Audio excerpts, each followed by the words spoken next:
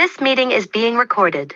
Hello, wonderful. This is Sarah, and we're talking about the green-eyed monster of jealousy. And, there can be multiple reasons for jealousy. Maybe something's going on, maybe something isn't, maybe it's in your head, maybe it's not, maybe it's fear, maybe it's intuition. So we have an expert, Shanenn Bryant. How are you? I'm great, Sarah. Thank you. Yeah, all of the things going on in your head. How do you figure it out, right? All of the things. Well, I think you're going to tell us how to figure it out. That's why that's why I'm thrilled to have you here. So give people a little bit of background on you. Sure.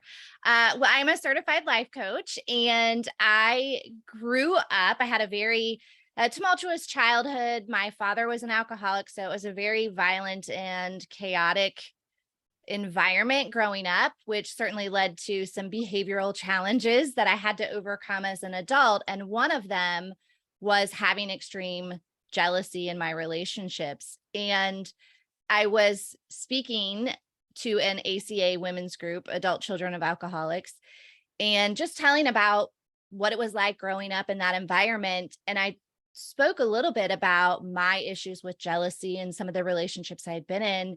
And it was supposed to be an hour talk that turned into several hours, people raising their hand and going, oh my gosh, me too. And I've been in this type of relationship. I've carried it into this relationship.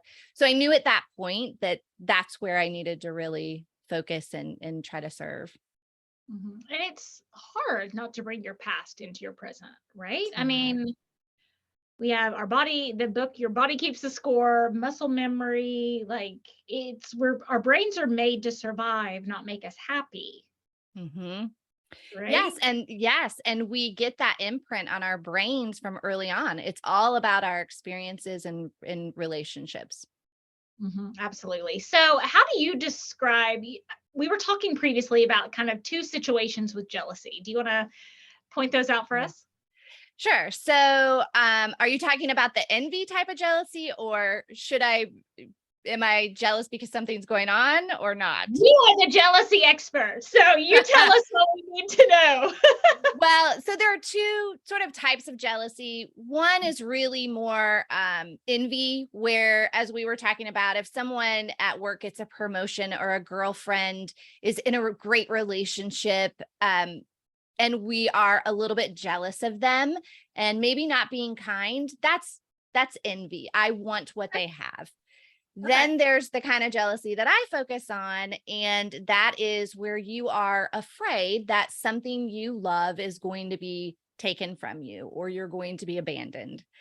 And within that, there's certainly founded jealousy, where there is something going on and you are having, as we talked about, that intuition that there's something going on. And then there's unfounded jealousy that we carry into relationships because potentially we have had relationships or a series of relationships where there was infidelity, or have that sort of dysfunctional upbringing.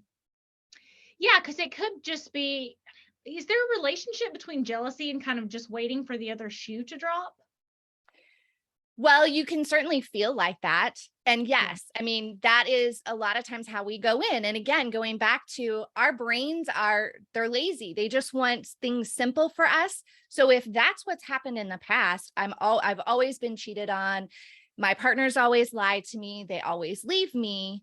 Then yes, we're going to carry that into every relationship going forward until we deal with it. Therefore, we're always waiting for that shoe to fall. When is this going to happen? Because I know it's inevitable. I'm really glad you pointed that out about our brains, because quite often when there is cheating going on, what I get feedback from people's brain is, oh, I just don't want to see that. Oh, it sounds like in your head, like, I don't want to see that. I'm going to pretend that's not happening. It's probably not that big of a deal. It's not, he's probably doing something or she's probably doing something, right? Does that kind of differentiate it in your head? There can be those folks that just say, you know what? I don't even want to look at that. I don't want to know. I can't handle what may be the truth. And we do that a lot in our dating experiences, where we may see those red flags that we know, hey, that was there in my previous relationship. It was in the relationship before that. and I ignored them. And now I'm doing the same thing because I don't want to go through all of those emotions again. And I don't want to be left.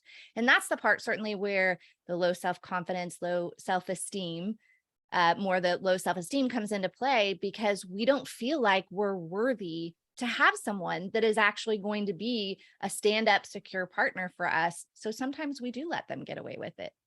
And Well, two, it's we get confused. and If- confused, Yeah. very confused, right? I was Yeah. at a school meeting today, and the school psychologist was talking about friends and saying, as like kids and forming friends and stuff. And they said kind of like, well, kids are social creatures, adults are social creatures, humans are social creatures. So sometimes we can stay in friendships a little bit longer than we should, because nobody wants to be alone. Nobody wants to be left out. Nobody wants to be cast aside, right? Mhm. Yes. So brains can play tricks on us. Oh, that Yes. friend was really mean at that guy. Wasn't really saying that. Oh, he wasn't really sending that text. Oh, she wasn't really, whatever Mhm. it is. Mhm. It's 100%. Yeah. yeah, yes. So much of humanity in our brains, I think, work to our disadvantage rather than our advantage. Oh, Yeah. but okay, so that's ignoring things. Okay, so Mhm. then let's talk about making something out of nothing jealousy, which I think is what you focus Yeah. on, right? So it can be that we've had those series of bad relationships, or we grew up in a dysfunctional environment. So in my case, I didn't have a great relationship with my father. At 12 years old, I said, you know what? I don't want to have anything else to do with you. And so we didn't speak for 13 years, or till I was about 25. And even though I was the one that said that to him, I still felt that sense of abandonment. Like he picked this over me. And so I carried that through my adult life of thinking, well, if my own father doesn't love me, then why would someone else love me? And so that's really where the jealousy started, of not feeling worthy. So I had that jealousy in my relationship. And also, when you're feeling like that, you're not typically picking the best secure partners to be with. I did an interview on the podcast with Dr. Genesis Games, and she says that unfortunately, the anxious attachment style and the avoidant, they fall in love often, right? So it's that one person who's like, give me more, I need that reassurance. And we often end up with people that are like pushing you away, which then furthers those feelings of insecurity. So we have this habit of being in those relationships with people who aren't treating us well, who are doing things that we should be concerned about, worried about, become jealous. But then when we do come upon someone who is a good partner for us, it's really hard to not take those same things into that relationship. And so I do help those that if you're feeling like this is a secure relationship, then I need to work on my jealousy. And I think a great way to think about it is jealousy is really never about the present. It's either I'm thinking about something that happened in my past and I'm bringing that past into this relationship, or I'm worried about something in the future. And so it's a little bit of a gauge of how do I know if this is founded or not? And if you're having those jealous feelings at a restaurant or at an event or a gathering, that you're a little bit worried about your partner, is it that you're bringing, is it that reminder from the past? Are you worried that they're going to leave you? Or is there a legitimate thing going on in that present moment that oversteps your boundaries? And I want to hear your opinion on what it means or feels like to be in that secure relationship, because I'm like churning in my head, like, what are my listeners thinking? And it may be like, well, how do you know? How do you know if it's a secure relationship? How do you know if it's a good relationship? So that you're not bringing that stuff in. So can we start there and then go back into it? Because I love what you said. Is it being present and the boundaries being crossed, or is it something in the past? But let's first define what a healthy relationship looks like. Sure. So I think you will definitely feel when you have come from being this anxious person all the time. Because when you are jealous and you have that extreme jealousy in your relationship, you're, as you said, waiting for the other shoe to fall. You are constantly anxious. It's a day to day, and you feel like I can just never relax. I can't lay my head down. My mind is going 100 miles an hour. And the biggest sign is I'm spending 95% of my time thinking about my partner and only 5% on me. I mean, it is, I always say, Sarah, I wish that I was getting paid for the time I spent so invested in my partner, looking at their phone, their email, social, looking up social media, location services. All of my energy was so focused on them that my career didn't get going. My own health didn't start until I was really over that and in that healthy relationship. So certainly when you have a partner that you're able to talk to about those things, and I think that's a big one. If you have experienced this in the past, it's definitely going to show up in your relationship. And I think a lot of times we think, oh, my partner doesn't know, especially those that try to hide it from them. Oh, they don't know. They know because of comments that you're saying, those actions and behaviors that you're doing. They certainly know that you're struggling with it. So if you have someone that you can talk to and say, look, I'm really struggling with this, and I'm telling myself that you may be doing things that are crossing my boundaries.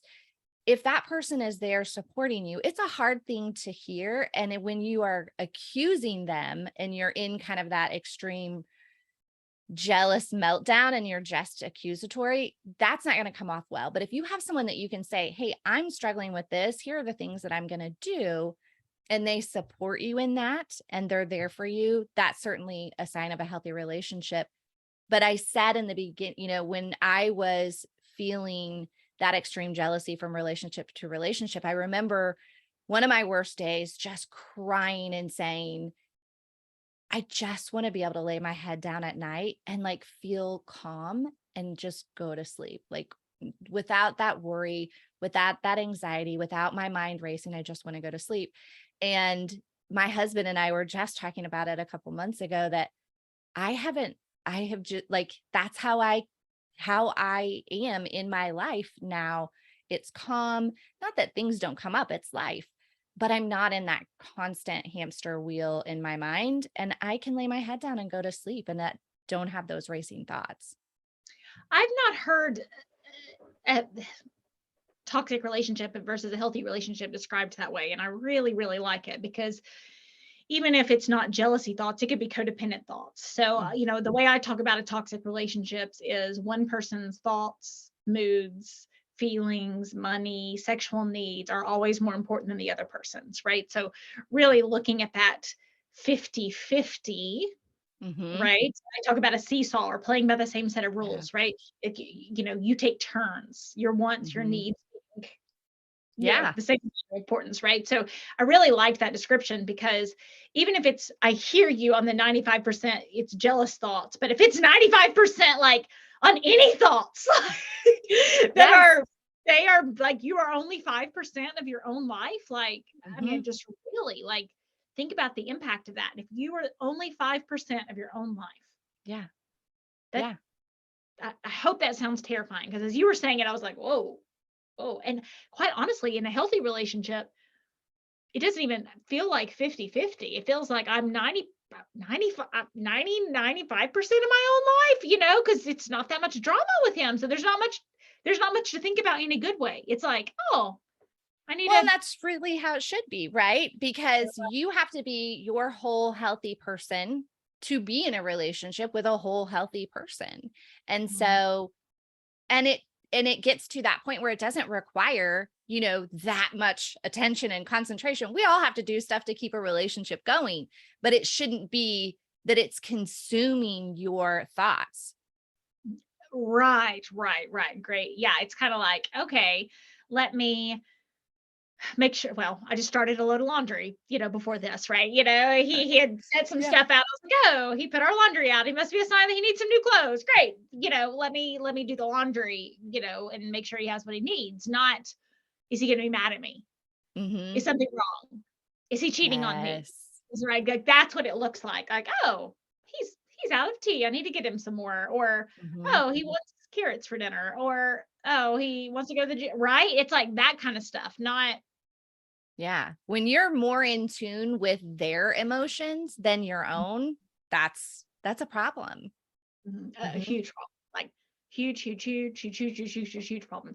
And and there's bravery in being responsible for your own emotions, right? Yeah. It's scary to look at your own stuff at the beginning, but it's way better. It's way better on the back end. So Yeah. thank you for that. I liked that. I like that a lot. And going back to the say it's 95% jealousy, you can't put your feet, Mhm. you can't put your head down and sleep because you're thinking, Mhm. what's about to happen. How do you get Mhm. out of that? Like you said, it's really taking a look at yourself, because when you have that type of jealousy, when it's unfounded jealousy that you're carrying from previous relationships, that's really a you thing to look at. And as I mentioned, your partner can certainly support you, but it's something that you have to look at internally. Where is this jealousy coming from? Is it something from my childhood? Is it because I was in these relationships in the past? And, one good thing that, someone brought to my attention that people can do, whether you're just dating now again, so maybe you ended a relationship and you're dating now again, or even in your current relationship, if you're a little bit worried about, am I putting myself first? Am I concentrating on myself first? Is really paying attention, having that self awareness to things that, are you apologizing all the time?